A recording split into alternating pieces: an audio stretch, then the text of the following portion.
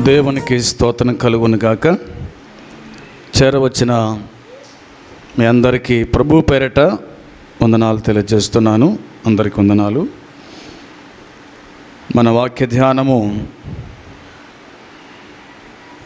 అపోస్తలుడైన పౌలు కొరింథీయులకు రాసినటువంటి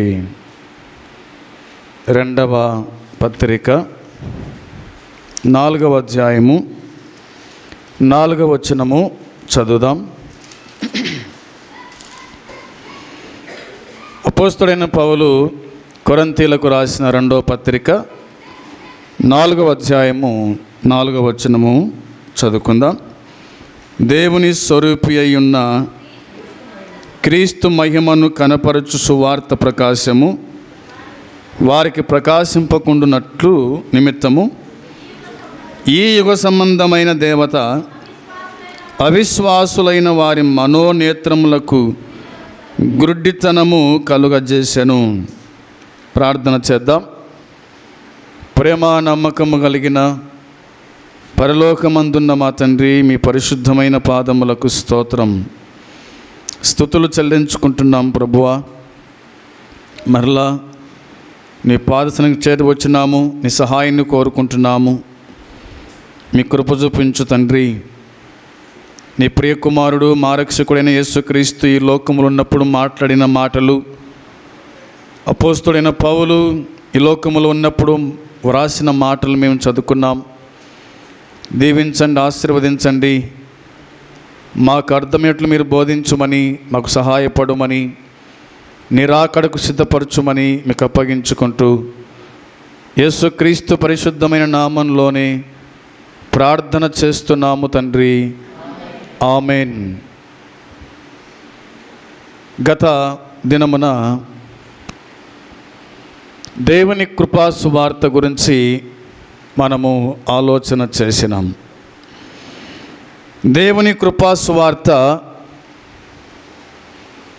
అందరికీ అందాలని, అందరూ వినాలని, అందరూ మారు మనసు పొందాలని, పాపక్షమాపణ పొందాలని పౌలు బోధించినాడు. యేసు ప్రభువు బోధించినాడు, శిష్యులు బోధించారు. నేటి వరకు ప్రభు దాసులు గుడక బోధిస్తూనే ఉన్నారు. దేవుని కృపా సువార్త. ఈ దినమున క్రీస్తు మహిమ సువార్త. మన అంశం పేరు ఇలాగ రాయండి, క్రీస్తు మహిమ సువార్త అని రాద్దాం. ఈ క్రీస్తు మహిమ సువార్త ఒకడు అడ్డుకుంటున్నాడు. ఎందుకు అడ్డుకుంటున్నాడు? తాను ఎవరు, తాను ఏమైనాడు, ఏం కాబోతున్నాడు, ఇవన్నీ వరుస క్రమంలో మనము ఆలోచన చేయబోతున్నాం. పౌలు పరిచర్యలో ఇది మహిమగల సువార్త అని అన్నాడు. సువార్తకు కొన్ని రకాల పేర్లు ఉన్నాయి. క్రీస్తు సువార్త అని, దేవుని సువార్త అని, మహిమగల సువార్త అని, విమోచన సువార్త అని, రక్షణ సువార్త అని కొన్ని సువార్తలు బైబిల్లో కనిపిస్తాయి. మనము సువార్త గురించి ఆలోచన చేద్దాం. తదుపరి ఏం జరుగుతుందో దాన్ని కూడా కొంత అవగాహన తెచ్చుకుందాం. మనం చదువుకున్న లేఖన భాగంలో రాయబడిన మాట మనం చూచినాం. దేవుని స్వరూపి అయి ఉన్న క్రీస్తు మహిమను కనపరచు సువార్త ప్రకాశము వారికి ప్రకాశింపకుండు నిమిత్తము ఈ యుగ సంబంధమైన దేవత అవిశ్వాసులైన వారి మనోనేత్రముల గుడ్డితనము కలుగజేసెను అనే మాట ఉంది. విందాం. ఇందులో ఒక మాట రాయబడింది, ఈ యుగ సంబంధమైన దేవత అని ఉంది. ఈ యుగ సంబంధమైన దేవత అంటే సాతాను అని అర్థం.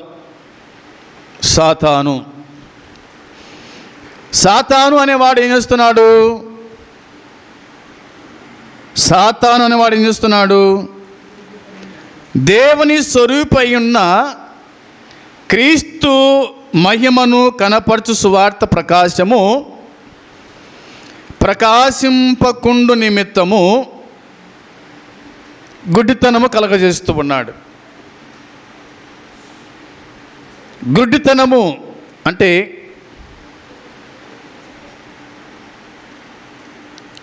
గ్రహించకపోవటం, ఆలోచించకపోవటం, లేదా ప్రభు మీద ఉన్న మనస్సును మళ్లించటం, దేవుని సువార్త మీద ఉన్న మనసును మళ్లించటం.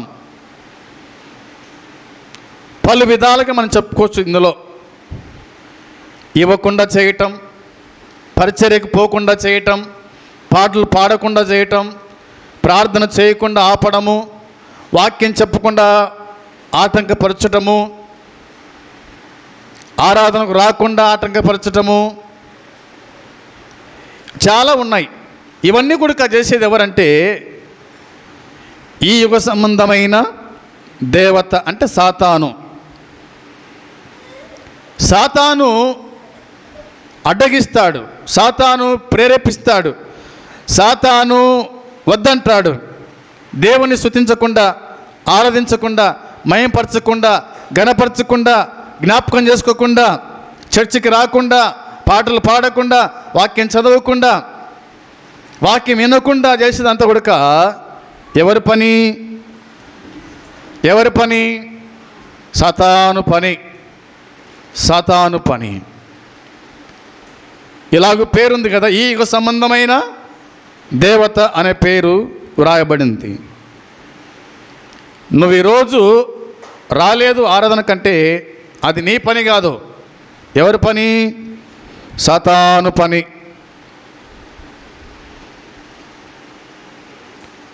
సాతాను పని ఏం పని అంటే, ఒకవేళ వచ్చినా కానీ ఏం చేస్తాడు? తాను నిద్రపుచ్చుతాడు, లేదా లేనిపోని ఆలోచనలు పెడతాడు, దేవుని వాక్యం వినకుండా చేస్తాడు, అందరూ ప్రార్థన చేస్తుంటే కన్ను తెరుచుకొని చూడమని చెప్తాడు,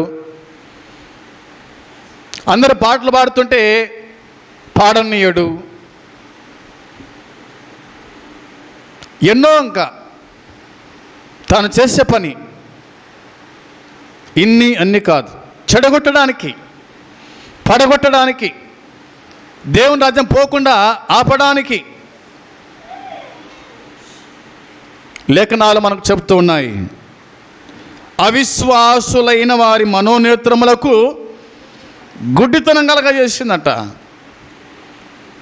మనలో ఎంతమంది విశ్వాసులు ఉన్నారో, మనలో ఎంతమంది అవిశ్వాసులు ఉన్నారో ఎవరికి బాగా తెలుసు? ఎవరికి బాగా తెలుసు? సాతానుక మనక? సాతానుకు బాగా తెలుసు ఎంతమంది విశ్వాసులు ఉన్నారో, ఎంతమంది అవిశ్వాసులు ఉన్నారో. సాతాను ఒక మాట నింది, నేను పౌలుని ఎరుగుదును, యేసుని ఎరుగుదును, మీరెవరు అని వారి మీద పడి వారిని కొట్టి లొంగ తీసుకొని కదా. అన్ని ఎరుగు. సాతాను అందరిని ఎరిగినవాడు తాను గుడుక. యేసు ప్రభు ఎవరో తెలుసు, పౌలు ఎవరో తెలుసు, పేతురు ఎవరో తెలుసు, విశ్వాసులు ఎవరో తెలుసు, అవిశ్వాసులు ఎవరు గుడుక తనకు బాగా తెలుసు. విశ్వాసుల కాడికి రాడు. ఎవరి కాడికి వచ్చాడు? అవిశ్వాసుల కాడికి వచ్చి లేనిపోని ఆలోచనలు చెప్తాడు, లేనిపోని తలంపులు పుట్టిస్తాడు. సోదరి సోదరులారా, దేవుని వాక్యం చెప్తున్న మాట ప్రకారంగా ఈ యుగ సంబంధమైన దేవత అవిశ్వాసులైన వారి మనోనేత్రములకు ఏం కలగజేసిందంట? గుడ్డితనం కలగజేసింది. గుడ్డితనం కలగజేసింది. దేవుని వాక్యం రాయబడిన మాట ప్రకారం మనం ఆలోచన చేస్తే కనుక చూడండి, ఈ లోకానికి అధికారి ఎవరో దేవుని వాక్యం చెబుతుంది. యోహాను సువార్త చదవండి. యోహాను సువార్త యోహాను సువార్త 12వ అధ్యాయం 3వ వచనం. యోహాను సువార్త 12వ అధ్యాయము 3వ వచనం. 12:3 చదవాలి తీసిన వాళ్ళు. యోహాను సువార్త 12:3లో 12:31. ఇప్పుడు ఈ లోకమునకు తీర్పు జరుగుచున్నది. ఇప్పుడు ఈ లోక అధికారి బయటకు త్రోసివేయబడును అనే పదము ఇందులో మనకు కనిపిస్తూ ఉంది. వినండి, ఈ లోకాధికారి బయటకు త్రోసివేయబడతాడంట. అంటే బయటికి త్రోసివేయబడడం అంటే అర్థం ఏంటంటే, మన ప్రభు అయిన యేసుక్రీస్తు శిలువ మరణ పునరుద్ధానాల ద్వారా, మన ప్రభు అయిన యేసుక్రీస్తు శిలువ మరణ పునరుత్థానాల ద్వారా సాతాను అతని ఉద్దేశాలు ఓటమి పాలైనాయి. సాతాను అతని ఉద్దేశాలు ఏమైనాయంట? ఓటమి పాలైపోయినాయి. అందుకే అతడు బయటికి త్రోసివేయబడును అని అన్నాడు ప్రభు. చిట్ట చివరకు సాతాను అగ్నిగుండములో పడవేయబడతాడు. చిట్ట చివరకు సాతాను ఏమవుతాడంటే అగ్నిగుండంలో పడవేయబడతాడు. అది అతని అంతం. అగ్నిగుండముతో అతడు అంతమైపోతాడని దేవుని వాక్యం మనకు కరాఖండితంగా ఆజ్ఞాపిస్తూ ఉంది. బైబిల్లో మనం చూసినప్పుడు చూడండి, ప్రకటన గ్రంథం రాయబడిన మాట జ్ఞాపకం చేస్తాం మీకోసమై. 20వ అధ్యాయము 10వ వచనం. ప్రకటన గ్రంథం 20వ అధ్యాయము 10వ వచనం చదువుదాం. 20:10 వచనంలో, వారిని మోసపరిచిన అపవాది అగ్ని గంధకములు గల గుండములో పడవేయబడెను. అచ్చట ఆ క్రూర మృగమును అబద్ధ ప్రవక్తయు ఉన్నారు. వారు యుగ యుగములు రాత్రింబగళ్ళు బాధింపబడుదురు అనే మాట ఉంది. విందాం. సాతానుకు శాశ్వత శిక్ష, సాతానుకు శాశ్వతమైన శిక్ష ఏంటంటే బైబిల్ చెబుతూ ఉంది, వారిని మోసపరిచిన అపవాది. అపవాది అందరిని మోసపరుస్తున్నాడు, అవునా కాదా? అందరిని మోసపరుస్తూ ఉన్నాడు. సేవకులను మోసపరుస్తున్నాడు, విశ్వాసులను మోసపరుస్తున్నాడు, నమ్మని వారిని మోసపరుస్తున్నాడు, అవిశ్వాసులను మోసపరుస్తున్నాడు, అందరినీ మోసం చేస్తూ ఉన్నాడు. మోసగాడు, అవునా? దేవుని వాక్యం చెబుతుంది, వారిని మోసపరిచిన అపవాది అగ్ని గంధకములు గల గుండములో, అగ్ని గంధకముల గుండములో పడవేయబడును. దేవుడు సాతాను యొక్క అనుచరులను, సాతాను మాట ఎవరైతే వింటారో, సాతాను వెంట ఎవరైతే పోతారో, దేవుని మాట వినకుండా, దేవుని వాక్యముకు లోపడకుండా, దేవుని న్యాయ విధులను అనుసరించకుండా, నీతిగా నిజాయితీగా బతకకుండా, పరిశుద్ధులుగా బతకకుండా ఉండేవారంతా కూడా సాతాను వెంట పోతారు. వీళ్ళంతా సాతాను సంబంధులు. వీరికి అగ్నిగుండం. ఎవరికి అగ్నిగుండము? చూడండి, 21వ అధ్యాయంలో రాయబడిన మాట చూద్దాం. వచనం 8, 21:8 ప్రకటన గ్రంథం. పిరికివారు, అవిశ్వాసులు, అసహ్యులను, నరహంతకులను, వ్యభిచారులను, మాంత్రికులు, విగ్రహారాధికులను, అబద్ధికులందరూ అగ్ని గంధకములతో మండు గుండములో పాలు పొందుదురు. ఇది 2వ మరణం. ఎవరు? సాతాను సంబంధులు. సాతాను వెంట వెళ్ళేది ఎవరు అంటే దేవుని వాక్యం చెబుతుంది, పిరికివారు, అవిశ్వాసులు. పిరికివారు, అవిశ్వాసులు. ప్రభు అన్నాడు కదా, తోమతో ఏమన్నాడు ప్రభు? అవిశ్వాసివి కాక విశ్వాసవై బ్రతుకు అన్నాడు. అల్ప విశ్వాసి అన్నాడు పేతురుతోనిక. ఏ విశ్వాసులు? అల్ప విశ్వాసులు. రెండవది అవిశ్వాసులు. వీళ్ళంతా వెళ్ళేది నరకాగ్ని గుండానికి, అగ్నిగుండానికి అని దేవుని వాక్యం స్పష్టం చేస్తూ ఉంది. పిరికివారు, అవిశ్వాసులు, అసహ్యులు, నరహంతకులు, వ్యభిచారులు, మాంత్రికులు, విగ్రహారాధికులు, అబద్ధికులందరూ అగ్ని గంధకములతో మండుగుండములో పాలు పొందుదురు. ఇది రెండవ మరణం. మొదటి మరణము శరీర మరణము, రెండవ మరణము ఆత్మ సంబంధమైన మరణం. మొదటి మరణం మామూలుగా సహజంగా ఉంటుంది. రోగమొచ్చో, వృద్ధాప్యములోనూ, హత్యల ద్వారానో, నరహంతకుల చేతను చచ్చిపోతాము. ఇది మొదటి మరణం. రెండవ మరణం మాత్రము ఆత్మకు సంబంధించింది. మొదటి మరణం అందరూ చనిపోవాల్సిందే. రెండవ మరణం మాత్రము విశ్వాసులకు రెండవ మరణం ఉండదు. దేవుని నమ్మిన వారికి రెండవ మరణం ఉండదు. దేవుని నమ్మని వారికి మాత్రమే రెండవ మరణం అగ్ని గంధకముతో మండుగుండం. అది భయంకరమైంది, అది వేదనకరమైంది అని దేవుని వాక్యం మనకు చెబుతూ ఉంది. కాబట్టి సోదరులారా, అపవాది అగ్ని గంధకములు గల గుండములో పడవేయబడతాడు. సాతాను ప్రభావ కలకాలం ఉండదు. సాతాను యొక్క ప్రభావము కలకాలం ఉండదు. ఎందుకంటే దేవుడు అతన్ని అగ్ని సరస్సులో పడవేసినాడు. దేవుడు అతన్ని అగ్ని సరస్సులో, అగ్ని గుండములో తను పడేసినాడు. తన ఆట కొంతకాలమే సాగేది, స్థిరకాలం సాగదు. మన ఆట కొంతకాలమే సాగేది, స్థిరకాలం సాగదని గుర్తుపెట్టుకోవాలి. దేవుని వాక్యం చెబుతున్న మాట చూడండి. వాక్యం చదువుకుందాం. యెషయా గ్రంథం 14:9 రాయబడిన మాట. యెషయా గ్రంథం 14వ అధ్యాయం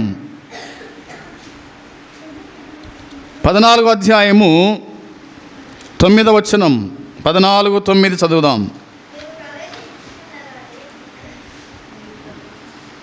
చదవాలి నీట్గా. నువ్వు ప్రవేశించుచుండగానే నిన్ను ఎదుర్కొనుటకై క్రింద పాతాళము నీ విషయమై కలవరపడుచున్నది. అది నిన్ను చూచి ప్రేతలను రేపుచున్నది. భూమిలో పుట్టిన సమస్త శూరులను, జనముల రాజులనందరినీ వారి వారి సింహాసనముల మీద నుండి లేపుచున్నది అనే మాట కనిపిస్తుంది. దాదాపుగా 17 వరకు చదవాలి మనము. దేవుని వాక్యం రాయబడిన మాట ప్రకారంగా ఆలోచన చేస్తే లేఖనాలు మనకి ఇలాగో చెబుతూ ఉన్నాయి. నీవు ప్రవేశించుచుండగానే నిన్ను ఎదుర్కొనుటకై క్రింద పాతాళము నీ విషయమై కలవరపడుచుందట. ఎవరి కోసము? ఎవరైతే సాతానుతో ఉంటారో, సాతాను వెంబడిస్తారో అలాంటి వారి కోసం క్రిందున్న పాతాళము అన్నమాట. పాతాళం ఎక్కడుంది? ఎక్కడుంది పాతాళము? క్రింద ఉంది పాతాళం. పరదేశం ఎక్కడుంది? పరలోకం ఎక్కడుందంటే పైన ఉందని చెప్పి దేవుని వాక్యం చెబుతూ ఉంది. నీ కోసమై, మనందరి కోసమై, లేదా అవిశ్వాసుల నిమిత్తమై, విగ్రహార్థికుల కోసమై, నరహంతకుల కోసమై, వ్యభిచారుల కోసమై, పిరికివారి నిమిత్తమై, అబద్ధికుల కోసమై క్రిందున్న పాతాళము ఎదురు చూస్తూ ఉందంట వారి కోసమై. ఎప్పుడొస్తాడా ఏం కథ, ఎప్పుడొస్తుంది ఏం కథ అని ఎదురు చూచేటువంటి పాతాళము మనకు అనిపిస్తూ ఉంది. నీ విషయమై కలవరపడుచున్నది. అది నిన్ను చూచి ప్రేతలను రేపుచున్నదంట. భూమిలో పుట్టిన సమస్త శూరులను, జనముల రాజులందరినీ వారి వారి సింహాసనం మీద నుండి లేపుతూ ఉందని వాక్యం చెబుతూ ఉంది.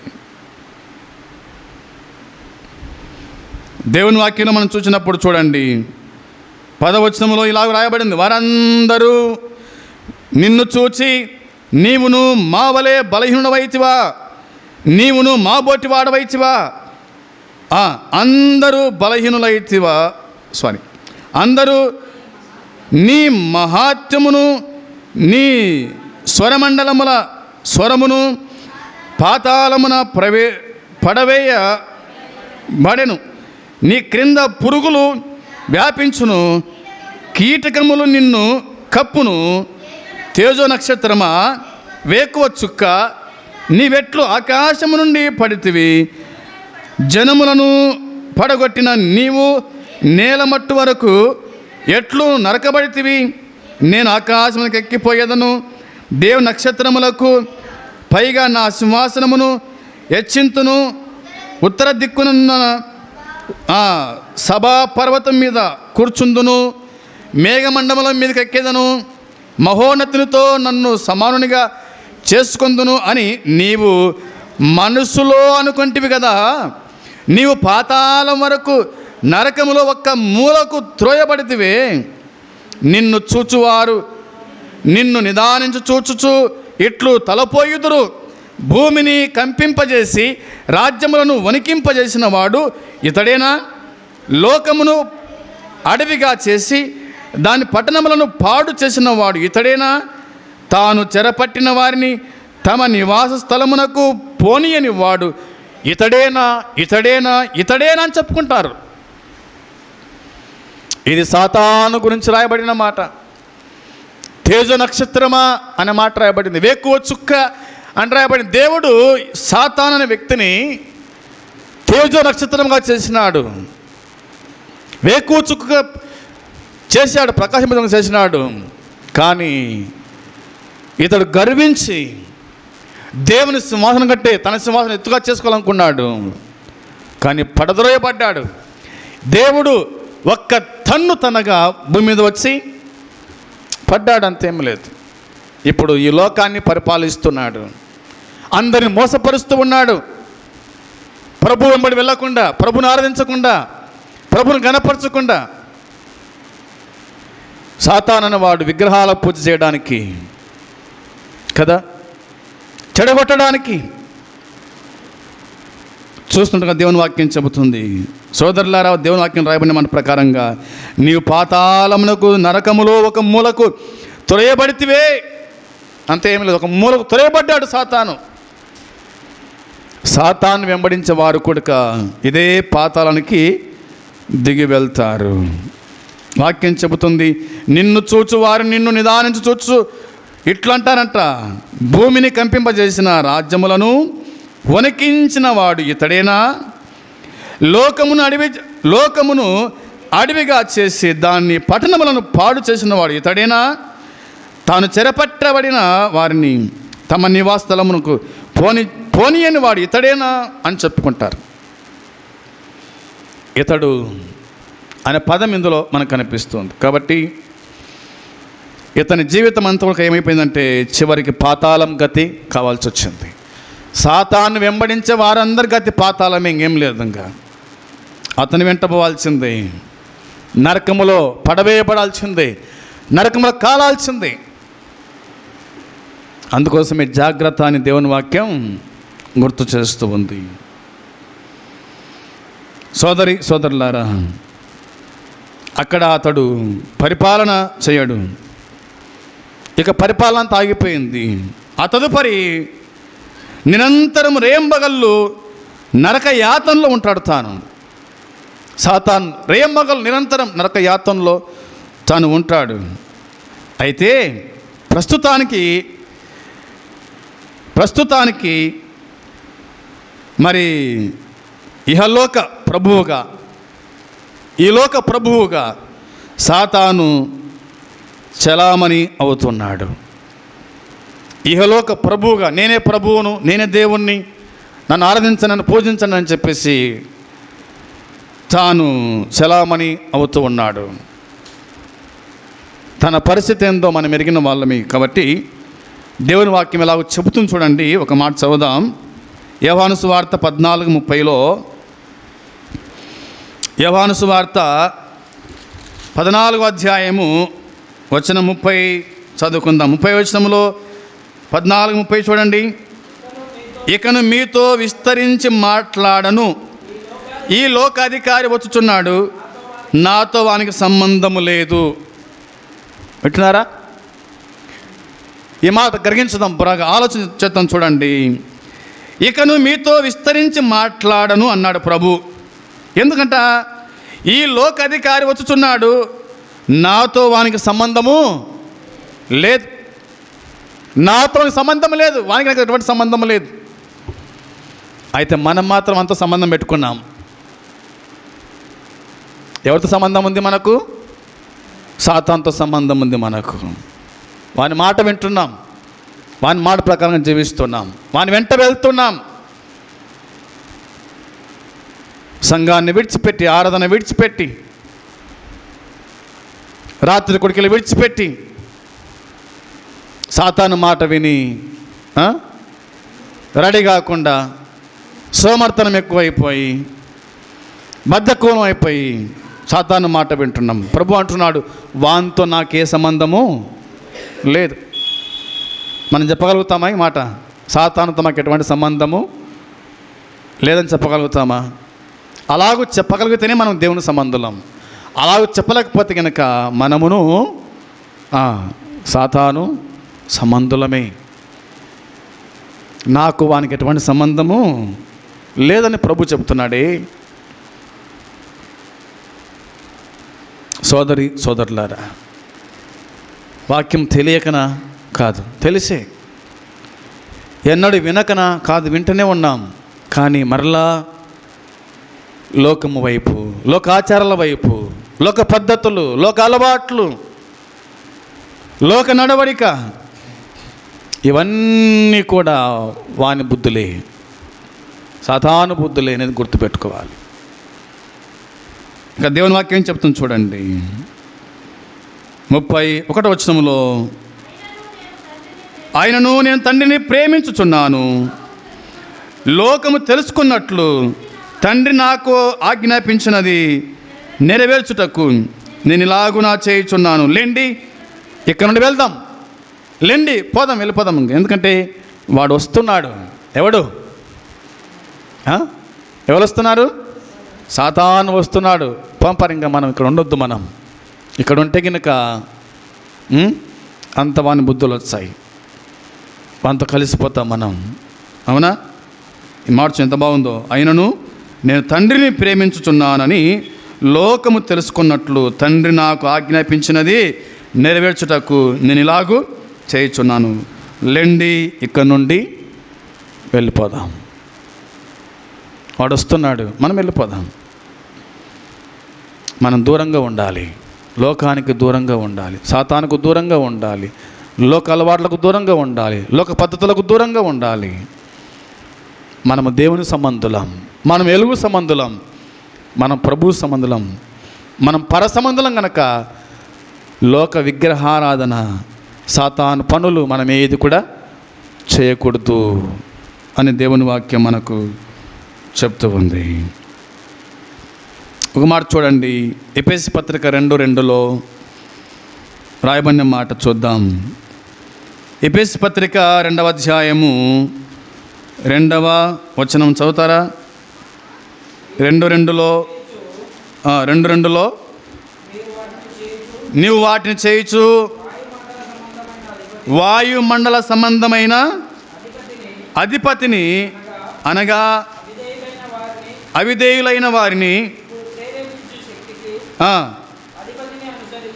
అనుసరించి ఈ ప్రపంచ ధర్మము చొప్పున మునుపు నడుచుకొంటిరి అన్నాడు. మునుపు నడుచుకున్నారు మీరు, ఇప్పుడు కాదు. మీరు వాటిని చేయుచు వాయుమండల సంబంధమైన అధిపతిని, అనగా అవిధేయులైన వారిని ఇప్పుడు ప్రేరేపించు శక్తికి అధిపతి ఎవరంటే ఇతడు? ప్రేరేపించేవాడు. ప్రేరేపిస్తాడు. ఏం ప్రేరేపిస్తాడు? ఏమవుతుందిలే చెయ్యి, ఏమవుతుందిలే తిను, ఏమవుతుందిలే కదా. ప్రేరేపించేవాడు. దావీదును ప్రేరేపించినాడు, యూదాను ప్రేరేపించినాడు, పేతురును ప్రేరేపించినాడు. ఎంతోమందిని ప్రేరేపించాడు. అయితే కొందరు లొంగి మరలా తెలుసుకున్నారు.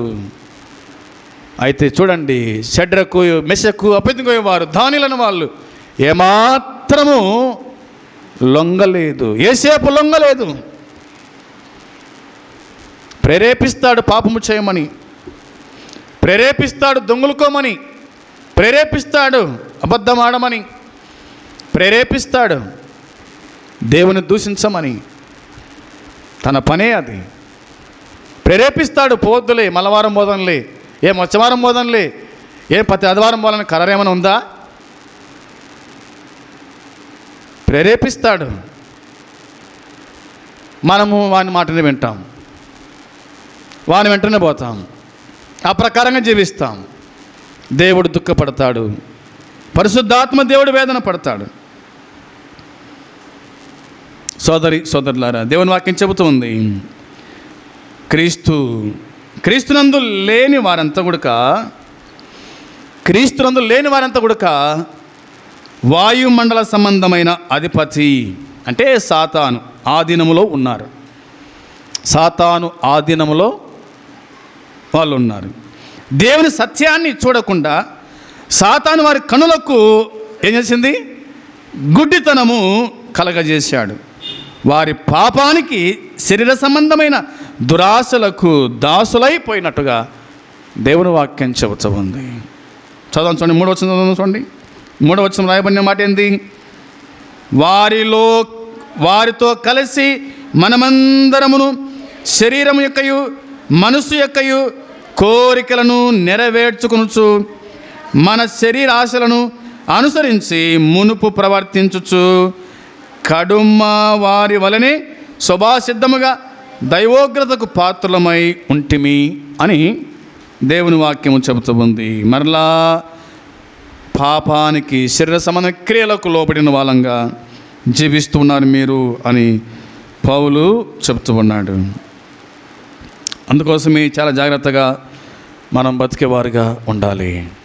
ఈ యుగ సంబంధమైన దేవత ఎవరైతే అవిశ్వాసంగా ఉంటారో, ఎవరైతే అవిశ్వాసంగా బతుకుతూ ఉంటారో అలాంటి వారి మనోనేత్రములకు ఏం చేస్తాడంట? గుడ్డితనము కలగజేస్తాడు. మనల్ని ఎన్నోసార్లు మోసగించినాడు, అవునా కాదా? మనలందరినీ చూడండి, మనలందరినీ ఎన్నోసార్లు మోసగించినాడు. ఎన్ని విధాలుగా మోసగించినాడో మీరే గుర్తుపెట్టుకోండి. ఎన్ని విధాలుగా మోసగించినాడో, ఎన్నిసార్లు మనం మోసపోయినామో సాతాను చేతిలో, ఎన్నిసార్లు మనం ఓడిపోయినామో విశ్వాస జీవితంలో ఒక్కసారి మనం ఆలోచన చేసేవారుగా ఉండాలి. క్రీస్తు మహిమ సువార్త మనలో పనిచేయకుండా సాతాను అనేవాడు మోసగించాడు, మనం మోసపోయినాం. ఈ వాక్యాన్ని విని ఇక నుంచైనా మోసపోకుండా, సాతాను పని చేయకుండా, సాతాను కార్యాలు చేయకుండా,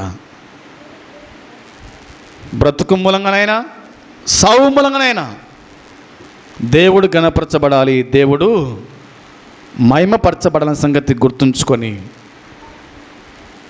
ఆ ప్రభు నిమిత్తమై బ్రతుకుదాం. అట్టి కృపదేవుడు సమృద్ధిగా మనకు అనుగ్రహించుగాక.